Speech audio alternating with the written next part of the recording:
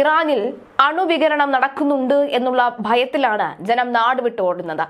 ടെഹ്റാനിലെ ഭൂമിക്കടിയിലെ ആണവ കേന്ദ്രങ്ങളൊക്കെ തന്നെ ഇസ്രയേൽ ആക്രമിച്ചു തുടങ്ങിയതിന്റെ പശ്ചാത്തലത്തിലാണ് അണുവികിരണത്തിന്റെ ഭയത്താൽ ജനം ഓടി ഒളിക്കുന്നത് എന്ന റിപ്പോർട്ടുകളാണ് പുറത്തുവരുന്നത്.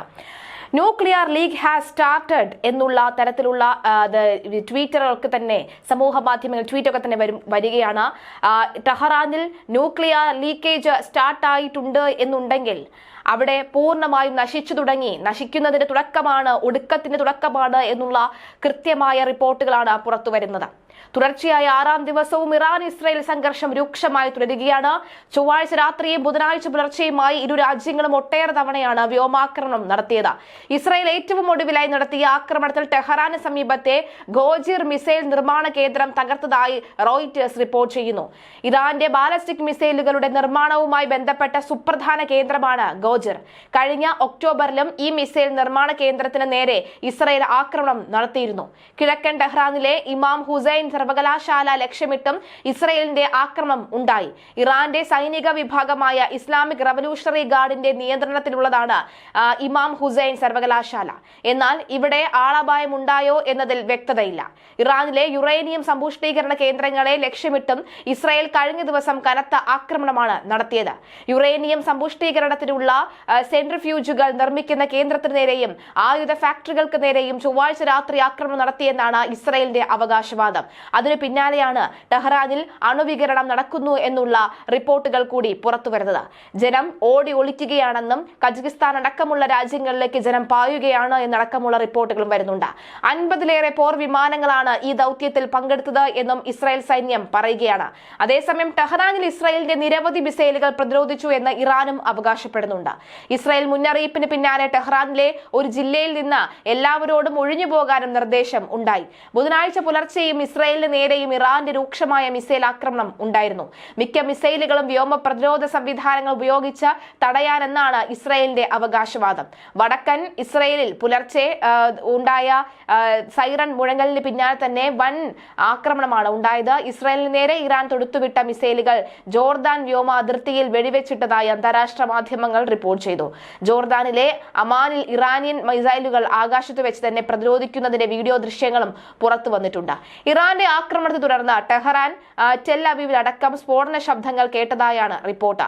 ഇസ്രയേൽ 2725 പേരെ വീടുകളിൽ നിന്ന് സുരക്ഷിത കേന്ദ്രങ്ങളിലേക്ക് മാറ്റി പാർപ്പിച്ചതായും മാധ്യമങ്ങൾ റിപ്പോർട്ട് ചെയ്യുകയാണ്.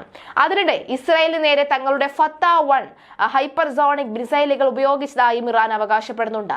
ഫത്താഹ്-1 മിസൈലുകൾ ഉപയോഗിച്ച് ഓപ്പറേഷന്റെ വഴിത്തിരിവാണ് എന്നും ഇസ്രയേലിന്റെ പുരാതന മിസൈൽ പ്രതിരോധ സംവിധാനങ്ങളുടെ ഒടുക്കത്തിന്റെ തുടക്കമാകുമെന്നും ഇറാൻ റവല്യൂഷണറി ഗാർഡ് അവകാശപ്പെട്ടു. നിലവിലെ സംഘർഷത്തിൽ ഇറാൻ ആദ്യമായാണ് ഫത്താഹ്-1 മിസൈലുകൾ ഉപയോഗിക്കുന്നത് എന്നാണ് മാധ്യമങ്ങളുടെ റിപ്പോർട്ട്. 2023 ഫത്താഹ് മിസൈലുകളുടെ ആദ്യ തലമുറ ഇറാൻ ആദ്യമായി പുറത്തിറക്കിയത്. ഇറാന്റെ പരമോന്നത നേതാവായ അയത്തുള്ള അലി ഖമീനെയാണ് മിസൈലിന് ഫത്താഹ് എന്ന പേര് നൽകുന്നത്. മിസൈൽ പുറത്തിറക്കിയ വേളയിൽ ടെല്ലവീവിലേക്ക് 400 സെക്കൻഡ് എന്ന ബാനറും ടെഹ്റാനിൽ പ്രദർശിപ്പിച്ചിരുന്നു. അതിനിടെ സർക്കാർ അനുമതി ലഭിച്ച ബുധനാഴ്ച മുതൽ ഇസ്രയേലിലേക്കുള്ള വിമാന സർവീസുകൾ പുനരാരംഭിക്കുമെന്ന് ഇസ്രയേലി പ്രധാനമന്ത്രി വിമാന കമ്പനിയോട് അറിയിച്ചിട്ടുണ്ട്. നിലവിൽ വിദേശത്ത് കുടുങ്ങിക്കിടക്കുന്ന ഇസ്രയേലി പൗരന്മാരെ തിരികെ എത്തിക്കാനുള്ള സർവീസുകളാകും നടക്കുക.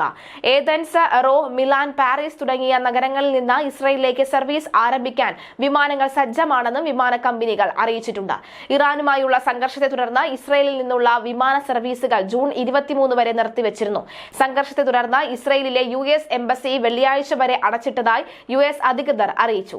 ഇസ്രയേലുമായുള്ള യുദ്ധത്തിൽ നിരുപാധികം കീഴടങ്ങണമെന്ന US പ്രസിഡന്റ് ട്രംപിന്റെ ശാസന ഇറാന്റെ പരമോന്നത നേതാവ് അയത്തുള്ള അലി ഖമേനി തള്ളിക്കളഞ്ഞതോടുകൂടി കൂടുതൽ ശക്തമായ നടപടികൾക്ക് അമേരിക്ക തുടങ്ങുകയാണ്. യുദ്ധമോ സമാധാനമോ ഇറാനുമേൽ അടിച്ചേൽപ്പിക്കാൻ കഴിയില്ല എന്ന് അദ്ദേഹം പറയുകയാണ്. വെള്ളിയാഴ്ച സായുധ സംഘർഷം തുടങ്ങിയ ശേഷമുള്ള ഖമീനയുടെ ആദ്യ പ്രതികരണം ബുധനാഴ്ച ഇറാന്റെ ദേശീയ ടെലിവിഷൻ ചാനൽ സംപ്രേഷണം ചെയ്തിരുന്നു. ട്രംപ് നിർണായക തീരുമാനം എടുത്തു കഴിഞ്ഞു. സിറ്റുവേഷൻ റൂമിൽ മറ്റൊരു അടിയന്തര യോഗം കൂടി ചേർന്ന ട്രംപ് ഇറാൻ വിഷയത്തിൽ അന്തിമ തീരുമാനം എടുത്തെങ്കിലും വെളിപ്പെടുത്തിയിട്ടില്ല എന്നുള്ളതാണ് സാരം. ഇറാന്റെ ന്യൂക്ലിയർ കേന്ദ്രങ്ങളിലേക്ക് ബങ്കർ ബസ്റ്ററുകൾ ഇടുമോ എന്നുള്ള ഭയം ഇറാനും ഇടുമെന്നുള്ള പ്രതീക്ഷ അമേരിക്കയ്ക്കുമുണ്ട്. പറയുന്നുണ്ട്. അതിനിടെ ടെഹ്റാനിൽ ഇസ്രായേലിന്റെ ബോംബ് വർഷം തുടരുകയാണ്. ഇറാന്റെ ബാലിസ്റ്റിക് മിസൈൽ വിക്ഷേപണ ശേഷി തകർത്തതായി റിപ്പോർട്ടുകൾ പുറത്തു വരുന്നുണ്ട്. അതുകൊണ്ട് ഇസ്രായേൽ ബോംബ് വർഷത്തിൽ കനത്ത നാശമാണ് ഇറാനിൽ ഉണ്ടാകുന്നത്. അതേസമയം ബുധനാഴ്ചയും ഇറാന്റെ വിവിധ ഭാഗങ്ങളിൽ ഇസ്രായേൽ പോർ വിമാനങ്ങൾ ബോംബിട്ടു. ടെഹ്റാനിൽ നിന്ന് കൂടുതൽ പേരെ ഒഴിഞ്ഞുപോയി. 50 യുദ്ധവിമാനങ്ങൾ ടെഹ്റാനിലെ 20 ലക്ഷ്യകേന്ദ്രങ്ങളിൽ ആക്രമണം നടത്തിയെന്ന് ഇസ്രായേൽ സൈന്യം പറയുന്നു. ശതാബ്ദി വേഗം മിസൈലായ ഫതാഹ് 1 ടെൽ അവീവിലേക്ക് അയച്ചെന്ന ഇറാന്റെ റവല്യൂഷണറി ഗാർഡ് വീണ്ടും ആവർത്തിച്ച് പറയുകയാണ്. എന്തായാലും ഈ പറയുന്ന പോലെ തന്നെ ശക്തമായി തന്നെയാണ് യുദ്ധം മുറുകിക്കൊണ്ടിരിക്കുന്നത്. ഓരോ ഘട്ടത്തിലും ഇപ്പോഴും ഖമേനി മാളത്തിൽ ഒളിക്കുക തന്നെയാണ് ചെയ്യുന്നത്. എന്തായിരിക്കും തുടർ നടപടികൾ എന്ന് കണ്ടു തന്നെ അറിയേണ്ടതുണ്ട്. ഇപ്പോൾ ആണവ വികരണമൊക്കെ തന്നെ നടക്കുകയാണെങ്കിൽ ടെഹ്റാന്റെ നട്ടൽ തകർത്തിരിക്കുന്നു ഇസ്രായേൽ എന്ന് വേണം പറയാൻ. അങ്ങനെയെങ്കിൽ അവിടെ സംഭവിക്കുന്നത് എന്തൊക്കെയായിരിക്കണമെന്ന് നമ്മൾ പ്രതീക്ഷിക്കുന്നതിലും അപ്പുറമായിരിക്കുമെന്ന കാര്യത്തിൽ സംശയമില്ല. അങ്ങനെയെങ്കിൽ ഇപ്പോൾ തന്നെ ഈ പറയുന്ന പോലെ തന്നെ അവിടെ അണുവികരണമൊക്കെ നടക്കുകയാണെങ്കിൽ ഇപ്പോൾ കയ്യിലുള്ള അമേരിക്കയുടെ കയ്യിലുള്ള അത്യുഗ്രൻ ബോംബുകൾ എറിഞ്ഞ് ഈ ബങ്കർ ബസ്റ്റർ അടക്കമുള്ളവ എറിഞ്ഞു കഴിഞ്ഞാൽ എന്തായിരിക്കും അവിടുത്തെ സ്ഥിതി എന്നുള്ള കാര്യം നമ്മൾ ഓർക്കേണ്ടിയിരിക്കുന്നു. ഒരു പക്ഷേ ഭൂപടത്തിൽ നിന്ന് പോലും ഇറാൻ അപ്രത്യക്ഷമാകുന്ന സാഹചര്യം ഉണ്ടാകുന്നു എന്ന് വേണം കരുതാൻ.